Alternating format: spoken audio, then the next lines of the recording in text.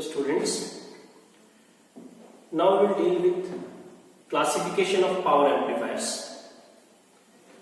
Power amplifiers can be classified into following four types. You can see here class A power amplifier, class B power amplifier, class AB and class C power amplifier. Now this classification is done on the basis of position of operating point. What is this operating point? Q point. This classification is done on the basis of position of Q point on the output VI characteristic of BJT. So output VI characteristic of BJT is VC versus IC. Here a graph VC versus IC is plotted. The characteristic of BJT under working condition is plotted, that is VC versus IC. This is called as output VI characteristic of BJT. So the BJT or the power transistor used in power amplifier will be having certain operating point. That operating point is denoted by Q. Now what is the position of Q point on this output VI characteristic? Based on that position, this classification is done.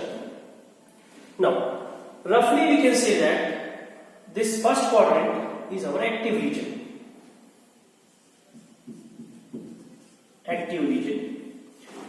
VC axis and below VC axis we are having cutoff region, and say this portion is the saturation region of BJT.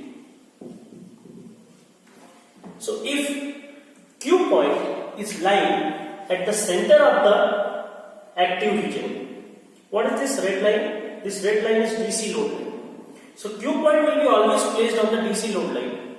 So when Q point will be lying on the DC load line at the center of active region, then the class of operation will be class A.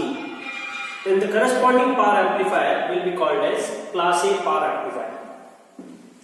On the other hand, if Q point is located on VC axis, if this is the Q point, then the class of operation will be class B, and the power amplifier will then be classified as class B power amplifier.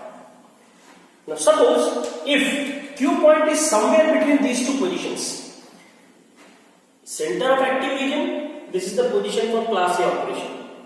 On the VC axis, this is the position for class B operation. If your Q point is lying somewhere between these two positions, anywhere between these two positions, then this Q point corresponds to class AB operation.